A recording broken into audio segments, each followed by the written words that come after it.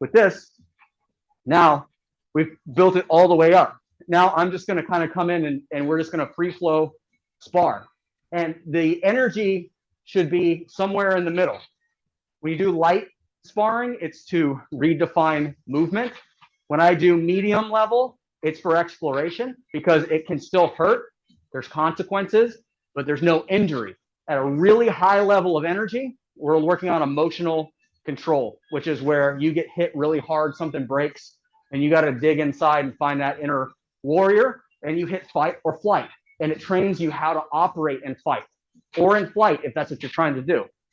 There's whole art forms that exist in martial arts for flight. Ninjutsu is one of them. They don't want to fight. They want to get away because they're doing espionage shit. So now I'm not going to adjust my energy because I want my stress not to come from how hard I'm hitting somebody, which is super easy, but doesn't give me more options. I want the stress that I'm going to give him to come from fluidity and from smoothness because I can go from any angle, which means that the only way for him to apply an effective attack is to apply the footwork as an offense and to just ignore me completely, which is what he really wants to do in a fight anyways. The person's irrelevant.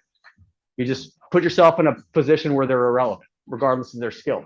So I'm just going to move and I'm just going to play what I'm trying to do at a medium level.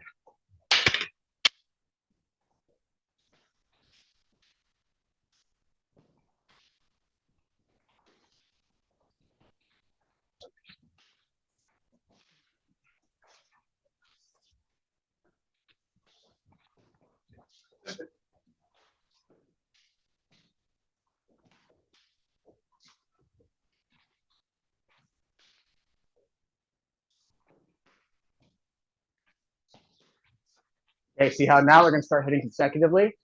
Because as long as I make a hit, my range is set in the right range until you change my range again. You caught me mid-flight. I went for your head, and I was going to go that way. Yeah. And you kind of lean back that way. I'm like, oh. So do you know how I did that?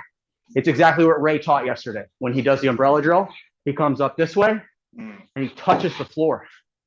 A trick I use, I can hit somebody's body, get feedback and correct my range, or I can hit the floor and correct my range. Because it's the same thing. Anytime I'm striking through this way, you watch this. We do this all day, right? 2, check, 3. I can get it the same way this way. Because now I can ground off of or range off of where I check my body. So if I'm not getting feedback from you because you're too dynamic, when I throw a shot, that's where I start to pivot off of that shot. Because now I've given you a fixed angle to come in off of based on my tip. So as soon as you come in, it gives me a range modifier. And I could have just taken the head and the arm. But if I had not touched the ground and tried to do that exact same shot, I wouldn't have been able to get the same thing. I would have died in the process.